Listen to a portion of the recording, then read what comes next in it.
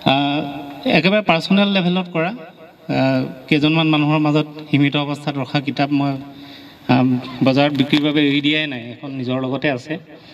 তাৰে এটা কবিতা গৰু, অকণমান ব্যংগ ধৰণৰ কবিতা, তাকে পঢ়ি দিছোঁ। গৰু।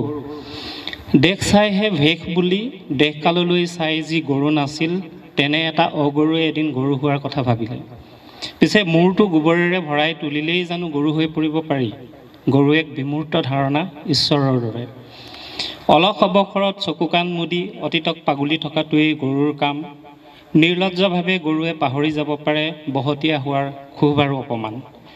অপায় অমংগলৰ পথ্য মুখ লগা পানী, গোবৰ আৰু গোমূত্ৰ, চূণ পানী, আজু ককাৰ মুখৰ মন্ত্ৰ ভুন ভুন। অতীতলৈ উভতি যাব খুজিলে গৰুৱেই সৰ্বোত্তম বাহন। গৰু হ'বৰ বাবে লাগে জানো চেতনা? নদীৰ পাৰত পৰি থকা গৰাকীবিহীন এটা মূৰ, দুটা শিং।